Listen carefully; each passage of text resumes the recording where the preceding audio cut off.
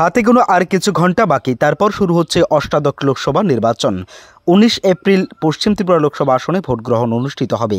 একই সাথে গোমতী জেলার 4টি বিধানসভা কেন্দ্রে অর্থাৎ রাধাকিশোরপুর বিধানসভা কেন্দ্র, বাগমা, মাতাবাড়ি, কাঁকড়াবন বিধানসভা কেন্দ্রে অনুষ্ঠিত হবে লোকসভা নির্বাচন।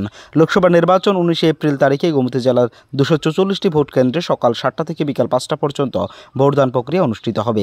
এই লোকসভা নির্বাচনে যে সকল ভোটকর্মীরা নিযুক্ত রয়েছেন সেই সকল ভোটকর্মীরা নির্বাচন কমিশন থেকে দেওয়া ভোটের বাক্স তথা ইভিএম সহ নানা সরঞ্জাম নিয়ে নিজ নিজ ভোট কেন্দ্রে রওনা হয়েছেন। ভোটকর্মীদের সাথে দেওয়া হয়েছে নিরাপত্তার জন্য কেন্দ্রীয় বাহিনী। সে সাথে উদয়পুর রমেশ স্কুল ময়দান থেকে সকাল 9টায় ভোটকর্মীরা রওনা দেয়।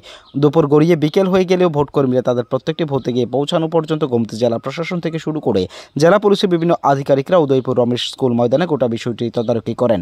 এরই মধ্যে উল্লেখযোগ্য বিষয় হচ্ছে উদয়পুর রমেশ চৌমনি স্কুল ময়দানে ভোটের কাজে নিযুক্ত থেকে দেখা গিয়েছে মহিলা কর্মচারীদেরকে, যা এক প্রকার কাঁধে কাঁধ মিলিয়ে নির্বাচনের কাজে এবার এগিয়ে আসলো মহিলারাও, যা প্রশংসার যোগ্য রাখে। এদিন ভোটকর্মীরা উদয়পুর রমেশ স্কুল ময়দান থেকে রওনা দেয় 19 এপ্রিল পশ্চিম ত্রিপুরা আসন লোকসভা নির্বাচনে শান্তিপূর্ণ ভোট করানোর জন্যই। প্রস্তুতি খুব জোরদার চলছে। আমার সাব ডিভিশনে টোটাল 4টা অ্যাসেম্বলি কনস্টিটুয়েন্সি ওয়েস্টের আন্ডারে টোটাল 244 পোলিং বুথ আছে এবং এই 244 পোলিং বুথ 175 লোকেশনে। এর মধ্যে 11টা পোলিং বুথ আছে যেখানে ওমেন ম্যানেজ।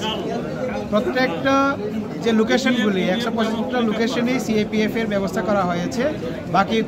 বাকি কিছুতে টিএসআর স্টেট আর্মড ফোর্স দেওয়া হয়েছে। এবং ইন অ্যাডিশন টু দ্যাট আমাদের ক্লাস্টার 31টা ক্লাস্টার আছে। প্রত্যেকটা ক্লাস্টারে এক সেকশন করে সিএপিএফ এর তহলদারি থাকবে।